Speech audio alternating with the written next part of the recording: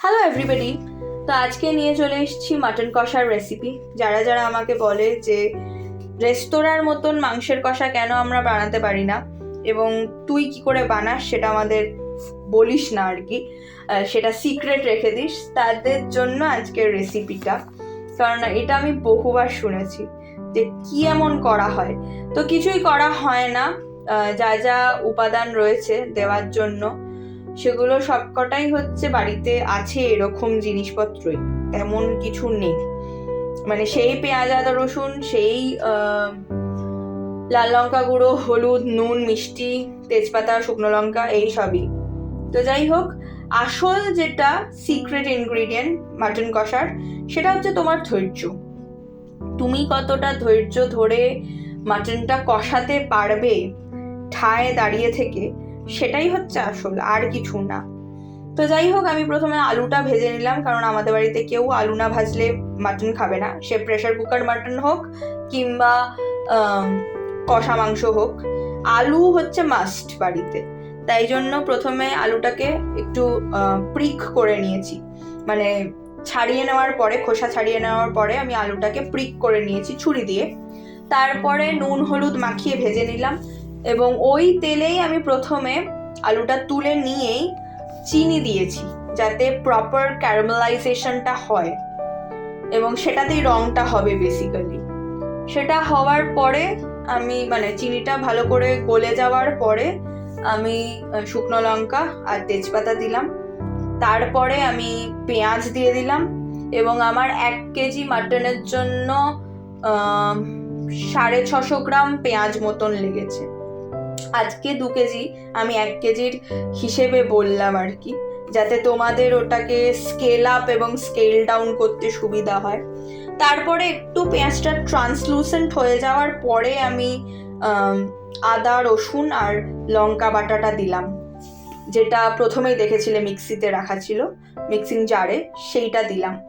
তারপরে বেশ একটা জ্যাম লাইক টেক্সচার এসে যাবে, মানে পেঁয়াজ আদা রসুন লঙ্কা সমস্ত কিছুর বেশ কষতে কষতে একটা জ্যাম লাইক টেক্সচার এসে যাবে, তখন আমি মাটনটা দেব, তার আগে কিন্তু নয়। আর 2 কেজি মাংস রান্না হচ্ছে আজকে, সেই অনুপাতে বাকি জিনিসগুলো দেওয়া হবে আর কি। 1 কেজিতে আমার ওই 650 গ্রাম মতন পেঁয়াজ দরকার হয়।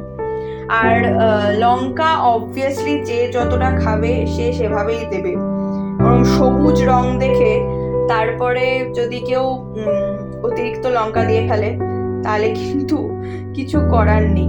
তোমরা কতটা ঝাল খেতে পারো সেইটার আন্দাজে দেবে। তারপর দিয়ে দিয়েছি হলুদ আর কাশ্মীরি মির্চ, আর ঝাল যে লঙ্কা গুঁড়োটা হয়, লাল লঙ্কা গুঁড়ো, সেটা দিলাম।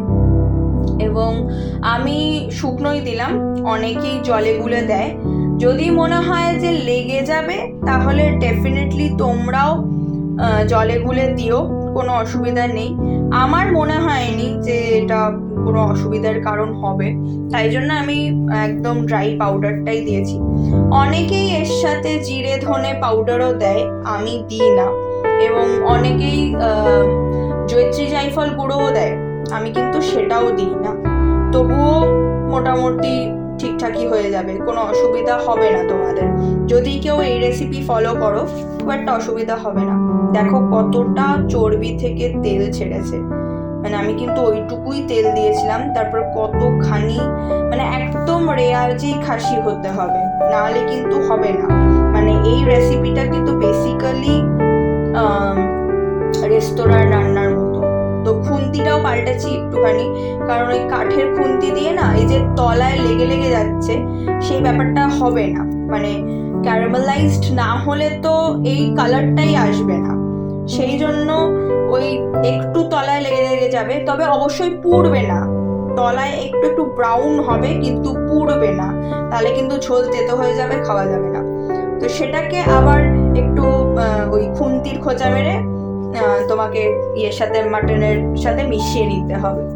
তারপরে তুমি কতটা স্লো ব্রাউনিং করতে চাও সেটা করে নেওয়ার পরে, মানে ওই একটু করে জল দেব, তারপর ঢাকা দিয়ে রাখবো, তারপর ওই জলটা মরে গেলে আবার একটু জল দেব, আবার ঢাকা দিয়ে রাখবো। এই করতে করতে প্রায় 1.5 ঘন্টা বাদে দেখবে একটা ভালো মানে ব্রাউন হয়ে যাবে, প্রায় তোমার তেঁতুলের রংটা এসে যাবে।